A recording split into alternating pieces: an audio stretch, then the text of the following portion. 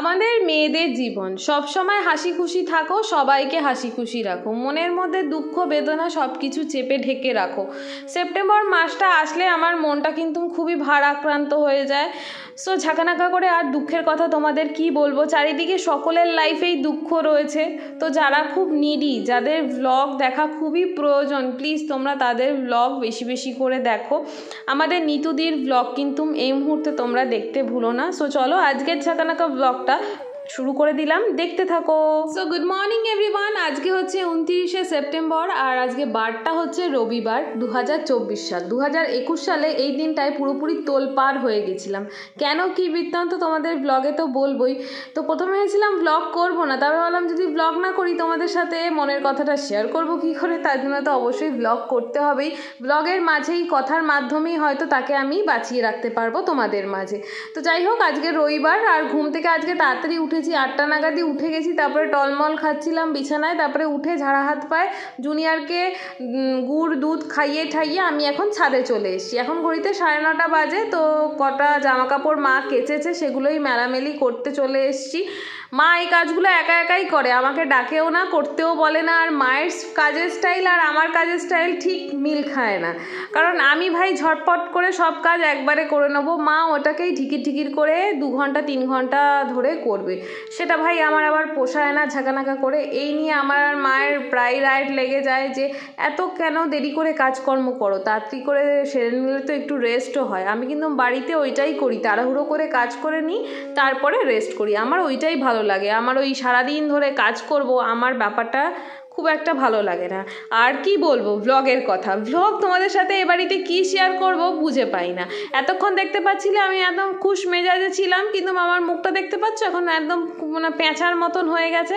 আমার দাদা এসির ওই যেই আউটডোরে যেটা থাকে না, সেই জায়গাটায় আমি মোবাইলটা রেখেছি, ট্রাইপডটা রেখেছি, মোবাইলটা সেই জায়গাটায় রাখিনি, তার পাশে বলছে ওইখান থেকে বলে আমি কারেন্ট খেয়ে যাব। মানে ওকে ব্লগ যদি আমাকে করতে দেখে ঝাঁকানাকা করে, তাহলে ওর মাথা মুন্ডু সব বিগড়ে যায়। আর ওইটাই আমি একদম টলারেট করতে পারি না, ব্যাস মটকাটা যায় আমার, গরম হয়। কি করব বলো। এবারে চলো বলি, আজকে 29শে সেপ্টেম্বর, আজকের মনটা আমার কেন খারাপ। আর সেপ্টেম্বর মাস আসলেই বললাম না, মনটা আমার খারাপ হয়েই যায় কোনো না কোনো কারণে। সেই 2015 সাল থেকে, আগের দিন তোমরা জানতেই পেরেছো 25 তারিখে বাবার ডেথ অ্যানিভার্সারি ছিল। আর আজকে হচ্ছে আমার কোকোরানি, প্রাণের চেয়ে প্রিয়। ওকে আমরা বাঁচাতে পারিনি, এনেছিলাম খুব স্বাদ করে আমি আর বরমশাই। আমার খুব শখ ছিল, তো বিয়ের পরেই ওকে এনেছিলাম। রক্সির থেকে ও ছোট ছিল, কিন্তু ওকে আমরা বাঁচাতে পারিনি, বেশি দিন রাখতেই পারিনি নিজেদের কাছে। আর যাওয়ার আগে গিফট দিয়ে গেছে তোমাদের জুনিয়রকে বলতে পারো। তো একদিকে দুঃখ একদিকে আনন্দ, সব মাঝে। হয়তো ব্যাপারটা আমরা সেই মুহূর্তে ভুলে গেছি, কিন্তু ওই দিনকার মানে 29শে সেপ্টেম্বর দিনকার আমাদের যা অবস্থা ছিল, আমার আর বরমশাই আর রক্সির, আমরা তিনজনেই জানি, তিনজনেই বাড়িতে ছিলাম, ব্যাপারটা তিনজনে দেখেছি। এবং আমার কোলে মাথা রেখে কোকোরানি চলে গেছে, সেই জিনিসটা আমি কখনো ভুলতে পারবো না। মানে ওটাকে বলতে গেলে না আমার দমটা আটকে আসে, যে কারোর মৃত্যু আমার কোলে বসে হয়েছে। তো যাই হোক, মনটা খুব খারাপ জানো তো। আজকে মানে অনেক কটা বছর হয়ে গেল, 2021 থেকে গুনতে গুনতে আজকে 3 বছর হয়ে গেল, কিন্তু কোকোরানির জন্য সবসময় মনটা খারাপ লাগে যে ওকে আমরা বাঁচাতে পারলাম না। কিন্তু আবার মনে হয় যে গিফট দিয়ে গেছে যে জুনিয়রকে, তো এটা হয়ে যায় আনন্দর একটা ব্যাপার। এই হয়েছে ব্যাপার। মানে কোকোরানি যাওয়ার পরের মাসেই আমি প্রেগনেন্ট হয়েছিলাম, সে কারণে আমার তো মনে হয় কোকোরানি আর কি চলে এসছে। অনেকে লাস্ট ব্লগে কমেন্ট করেছো, মানে বাবার যে ডেথ অ্যানিভার্সারির যে ব্লগটা আমি তোমাদের সাথে শেয়ার করেছি, তোমরা কমেন্ট করেছো যে তোমার বাবা তো আবার চলে এসছে জুনিয়রের রূপে। আমি বুঝে পাই না কে এসছে। যাই হোক, মনটা খারাপ লাগে, সেই খারাপের মাঝে ঝাঁকানাকা করে বিন্দাস করে চলে আসি তোমাদের সঙ্গে কথাবার্তা বলতে। আরেকটা মন খারাপ লাগছে, আজকে সকালবেলা বরমশাইকে ফোন করলাম, ফোনের পর ফোন করছি, উনি আর ফোন তুলছে না। রাত্রিবেলাও ফোন করেছিলাম, ফোন আর তুলছে না। আলাম কি হলো রে বাবা, ফোন খালি কেটে দিচ্ছে বা কেটে যাচ্ছে। যাই হোক, তারপরে ফোন ধরলো, বলছে বলো কি বলার আছে। আনছি না, কি করছো, কি বৃত্তান্ত। বলে এখন রাখো, আমার ভালো লাগছে না। আলাম কি ভালো লাগছে না, এবারে এতটা দূরে রয়েছি আমি, কিছু বুঝতেও পারছি না কি ভালো লাগছে না। তারপরে বললো শরীরটা খারাপ লাগছে। তো এইসবের জন্য না আমার টেনশন হয়ে যায়। আমি জুনিয়রকে নিয়ে কলকাতায় থাকি ঠিকই, বাট সারাক্ষণই আমার বাড়ির চিন্তা হতে থাকে। ওখানে শাশুড়িমাও আছে, রক্সিও আছে। এক জায়গায় থাকলে না সুবিধা অসুবিধা মানুষের দেখা যায়, আর দূরে দূরে থাকলে সেটা সম্ভব হয় না। এখন জানি আমারও শরীরের কন্ডিশন ভালো না, জুনিয়রেরও ভালো না, ওখানে গেলে সমস্যা হবে, কিন্তু তবুও মন মানে না, মনে হয় চলে যাই, অনেকটা দিন তো থাকলাম।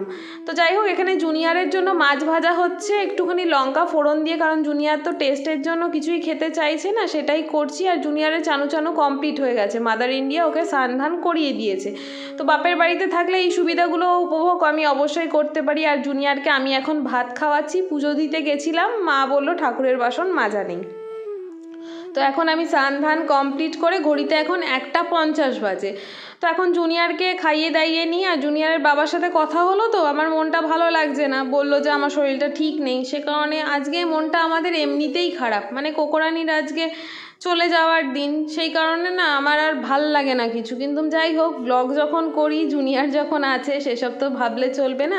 জুনিয়রের সাথে হাসি খুশিভাবে থাকতে হবে। আমি যদি মনমরা করে থাকি, ছেলেটা কিন্তু আমার আস্তে আস্তে সবই বুঝতে শিখছে, ও মনমরা হয়ে থাকবে। তোমাদের সাথেও কি এরকম হয়ে থাকে? ভালো না লাগলেও ভালোভাবে চলতে হয়। সো চলো, এরপরে কি হচ্ছে দেখতে থাকো। এভরিওয়ান, এখন তো 6:30 ঘড়িতে বাজতে যায়। আমি আর জুনিয়র একটু বেরিয়েছি, আজকে লেট হয়ে গেছে। আসলে একটু মুনিয়াদি এসেছিলো, মুনিয়াদির সাথে বকম বকম করছিলাম আর ক্যামেরা খুলিনি, তো সে কারণে একটু দেরি হয়ে গেছে আমাদের বেরোতে। আর আজকে যেহেতু সানডে, মুনিয়াদি বাড়িতে ছিল। আর মন তো আজকে এমনিতেই ঠিকঠাক নেই, কিন্তু জুনিয়রকে একটু না বের করলে না, সারাদিন বা ঘরের ভিতরে থাকলে প্রচণ্ড পরিমাণে খিটখিট করে। তো এখন ভাবছি দেখি, পার্ক তো 7টা অবধি খোলা পাই কি পাই না, তবে দেখি কোথায় যাই, কি বৃত্তান্ত। আর কালকে যে দেখতে পাচ্ছ ওই টিপটা যে পরেছিলাম ঠাকুরের, এখনও অবধি সেই ফেস ওয়াশ দেওয়ার পরেও চিপকে আছে টিপটা। আসলে সারা রাত তো ছিল কপালে, সে কারণে। চলো বাবা চলো, দেরি হয়ে যাচ্ছে, লেট হয়ে যাচ্ছে, চলো তাড়াতাড়ি চলো। ওম নমঃ শিবায়, যেখানেই ঠাকুরের ফটো দেখবে সেখানেই ওম নমঃ শিবায় বলতে শুরু করে দেবে। এই যে ওম নমঃ শিবায়, তোমরাও দেখে নাও, এটা হচ্ছে জুনিয়রের ওম নমঃ শিবায়, তাই তো? ওম নমঃ শিবায়। চলো তাড়াতাড়ি চলো, বন্ধ হয়ে যাবে। সো এভরিওয়ান, ঝাঁকানাকা করে জুনিয়রের মন রিফ্রেশ করার জন্য আমরা চলে এসেছি অবশ্যই পার্কে। আর জুনিয়র গেটের বাইরের থেকে সুপার ডুপার এক্সাইটেড, কতক্ষণে ঢুকবে, কারণ উনি এখন হর্স এবং ডাকলিং কোনোটাকেই আর ভয় পায় না, তাদের পিঠে উঠে রীতিমতন চড়তে থাকে। আর আমার মনে কিন্তু এই দাগটা রয়েই যাবে। কি বলো তো, আমার কোলে কেউ মাথা রেখে মৃত্যুবরণ করেছে, যতদিন বেঁচে থাকবো আমার মনে এই দাগটা রয়ে যাবে, এই দাগটা কেউ মেটাতে পারবে না। বর্মশের মনেও সেম ফিলিংটা, তো ওই কথাটা এখন বলছি তো, সেই দৃশ্যটা যেটা হয়েছিল সেটা আমার চোখের মধ্যে ভেসে উঠছে। আর তারপরেই মনটা পুরোপুরি ঝাঁকানাকা করে ইমোশনাল হয়ে যাচ্ছে। যাই হোক, এখন দেখতে পাচ্ছ জুনিয়র হর্সে উঠে পড়েছে আর টুকটুক টুকটুক করে পাশেরটাকে দেখছে, কারণ হচ্ছে ও ডাকলিংয়ে ওঠারও ইচ্ছা মনে জাগছে। যাই হোক, এখন হর্সে বসে হর্স বলতেও কিন্তু শিখে গেছে। যাই হোক, দুটোতে চড়িয়ে বললাম চল চল অন্যদিকে চল, এটা তো চললি, বলছে না আমি এখন এই দিকেই যাব। মুখে তো বলতে পারছে না, ইশারায় আমাকে হাতটা টেনে টেনে ধরে ধরে নিয়ে যাচ্ছে, বলছে আমি ওখানেই চড়বো, হর্সে চড়বো। কিন্তু হর্সে তো এখন অন্য কেউ উঠে আছে, কি করে হবে? তো যাই হোক, অনেক ভুলিয়ে ভালিয়ে এখন নিয়ে চলে এসেছি ওনাকে এই যে এই পদার্থটার উপরে বসানোর জন্য। আর এটা বেশ ভালো, জুনিয়র বসে থাকবে আর আমি ঘুরবো, মানে আমার হাঁটা হচ্ছে, এখানে কিন্তু ভালো ওয়েট লস হবে। যাই হোক, এরপরে কি এক্সাইটিং হচ্ছে দেখতে থাকো। জুনিয়র আর আমি এখন একটু এসছি জেঠি বাড়িতে, পার্কের সামনেই রুমাদির বাড়ি, আর পাশেই এখন বর্তমান হচ্ছে জেঠু বাড়ি। তোমাদেরকে আগে বলেছিলাম অনেকদিন আগে পুরনো ব্লগে, যারা পুরনো ব্লগ দেখেছে তারা জানতে পারবে, আর যারা নতুন তারা জানবে না। তো এখন এই যে জুনিয়র বিস্কিট খাচ্ছে, আর প্যারেট, ওই প্যারেট প্যারেট, এটা প্যারেট, প্যারট বলো, প্যারট। তো চলো একটু গল্প করে নিই, পরে আসছি। এখানে আমার চা করছে জেঠি, এখন একটু মানে কি বলবো, এখন চা খাওয়ানোর জন্য আমাদের ব্যস্ত হয়ে গেছে। আগের মতন জেঠি এখন পারে না, কিন্তু তবুও দেখো চা বানাচ্ছে। এখন কি রান্না করছো আজকে? আবার রান্না করেছো না তরকারি গরম করলে? না, রান্না দিয়ে গেছে। আচ্ছা, তরকারি গরম করছে। মাছ ডাল বাড়িতে এসছি। হ্যাঁ, প্যারট বলো, দেখো দেখো। বানাচ্ছে, দিদু এগ বানাচ্ছে, আসো দেখবে, আসো। জুনিয়রের জন্য এখানে এগ তৈরি হচ্ছে। তোমার জন্য এগ, তুমি দেখতে এসছো না? এগ খাবে তুমি? তুমি এগ খাবে? তোমার জন্যই করছে তো দিদু। চলো বসি আমরা, গরম লাগছে আমাদের, তারপরে আমরা এগ খাবো। হ্যাঁ দেখো এমন ছোচা কিনা ডিমের পাত্রে এসে ডিম খুঁজছে। তুমি ডিম খুঁজছো? আর ডিম খাওয়া শেষ হচ্ছে না, উনি ডিমে এত স্বাদ লেগে গেছে আবার ডিম চাইছে। তো আমরা এখন যাব বাড়িতে। রুমাদিও এসেছিল আমাদের সাথে একটু দেখা করতে, তো আমরা এখন গুটি গুটি পায়ে বাড়ি যাব। তো ঝাঁকানাকা করে পুজোর আর বেশি দিন বাকি নেই। আর এই দেখো জেঠির পুজোর একটা শাড়ি জেঠি আমাকে দেখাচ্ছে, আর এই অরেঞ্জ কালারের পার্ট যেটা রয়েছে ফুল মোটিভে, ওই কালারের বললাম রুমাদিকে ব্লাউজ কিনে দিও, তাহলে বেশ ভালো মানাবে। তোমরা অবশ্যই কমেন্ট বক্সে জানিও কার কার পুজোর শপিং কমপ্লিট হয়ে গেছে। তো চলো 8টা ঘড়িতে বাজতে যায়, এখন বাড়িতে যাওয়া যাক। বাড়িতে আসা মাত্রই জুনিয়র পড়েছে এখন ক্লে বক্স নিয়ে। এরকম ধরনের অ্যাক্টিভিটি কিন্তু বেবিদেরকে করানো খুবই ভালো। আমি ভাবলাম চলো জুনিয়রকে এই অ্যাক্টিভিটিগুলো করাই। জুনিয়র তাহলে কিন্তু টুকটুক করে অনেক কথাবার্তা বলতে আরও শিখে যাবে। আগের থেকে অনেকটা ইমপ্রুভ হয়েছে, বাকি যেগুলো রয়েছে আশা করি ইমপ্রুভ হয়ে যাবে। আমি চেষ্টা করছি, জানি না কতটা ঠিক করছি ভুল করছি, তোমরা কিন্তু অবশ্যই কমেন্ট বক্সে জানাবে এই যে ওকে নিয়ে যে আমি খেলতে বসেছি এই ব্যাপারটা আমি ঠিক করছি না ভুল করছি।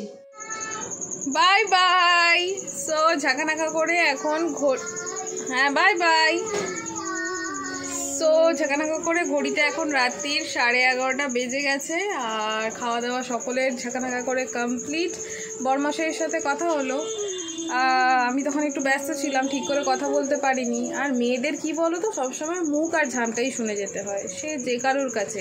যতক্ষণ না নিজে কিছু করতে পারবে সবসময় মুখ ঝামটা শুনে যেতেই হবে। সো যাই হোক, আর কি বলবো, এই দুঃখের কাহিনী।